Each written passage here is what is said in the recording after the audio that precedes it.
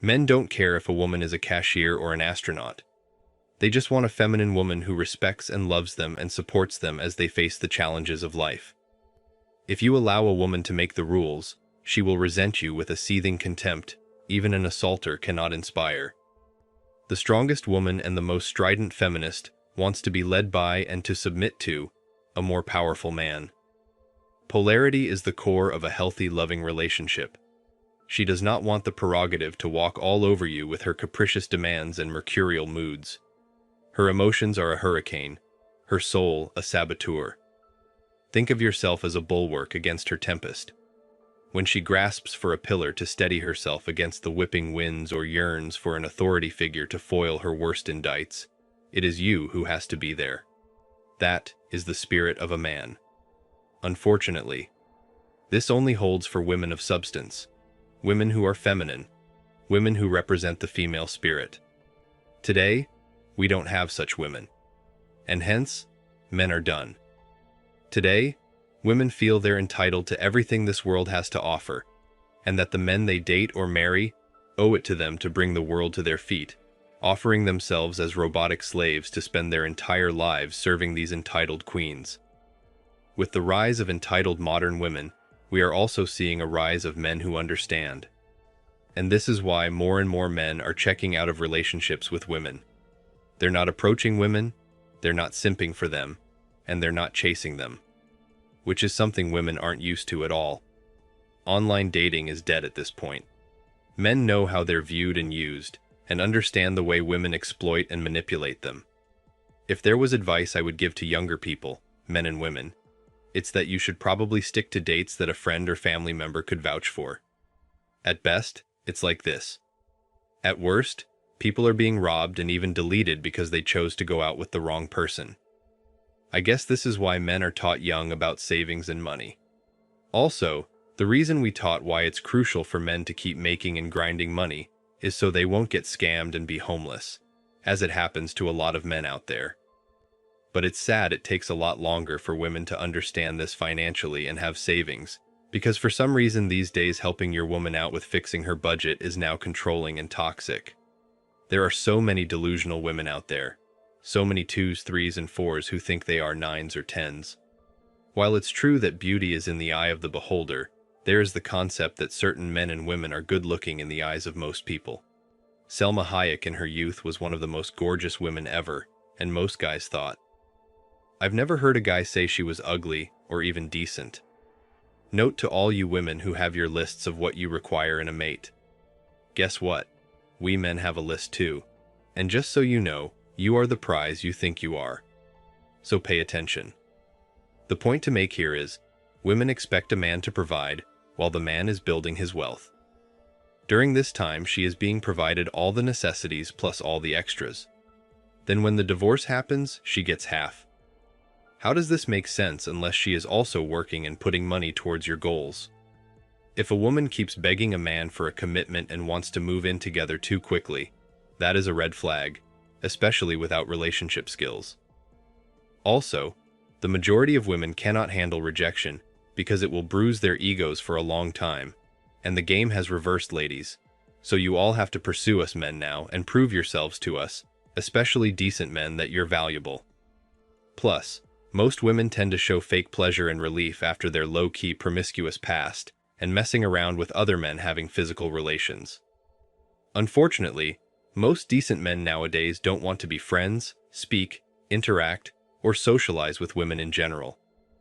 However, all women are not affected by this, and the vast majority of women can barely get resources from us men because they are now struggling financially and possibly facing poverty. Also, women cannot function or survive without a man because they need attention and validation from men on a daily basis. And that is not happening, for they can't reject guys and use them for free drinks, food, pay their bills, and rent, especially for fun these days. Heads up, fellas. Be very careful about what type of women you want to date, friends, relationships, and socialize with in public, because most people judge couples and your female friends in reality. The word narcissism is thrown around entirely too much in American culture, mostly by woke types who are echoing other people with no clue what the word means. In this case, it's accurate. The level of narcissism among these women who are putting their relationship angst online is astounding. I suspect they do it because others like them reinforce their fragile egos in comments on those videos. They don't seem to realize that relationships aren't supposed to be hard, that they're not all about one person, and that they don't seem to bring a lot to the table. Here's a guy's perspective from someone who has been married for almost 30 years. If you are making life more difficult, causing stress, creating drama, and a guy feels like he has to perform for you, he's leaving. He'd rather be alone than put up with a bunch of high-maintenance garbage. I'm generalizing, but it's accurate to say that men are not difficult to figure out. We'll tell you or show you what we want with no hidden agendas or subterfuge. No guy with any self-respect is going to tolerate the nonsense that a lot of these women seem to think is normal. The biggest problem in all relationships is that people have unrealistic expectations and look at everything as a game or puzzle. Anyone who tries to explain the behaviors of potential partners and the ins and outs of relationships as strategies for power or leverage is asking for sudden, unexpected failures in their relationships as soon as there's a conflict where tricks don't work. Be a human. Be an equal. Be a partner. First, you have to just be objectively honest with yourself. And unfortunately, the vast majority of people seem to lack the ability to even start with that. That unicorn emotionally available guy who has money, loyalty, physique, and intellect? He got married to the girl you didn't notice while you were sleeping your way through the phone book. Found a strong partner who built a part of a team, and they built an empire together. He leads, and she balances him. She motivates him to continue growing, and he nurtures her dreams as well. Love is not about just keeping control, but so many forget that you can't get what you need by doing everything you want. If you're a man who wants children, women begin to expire in their late 20s.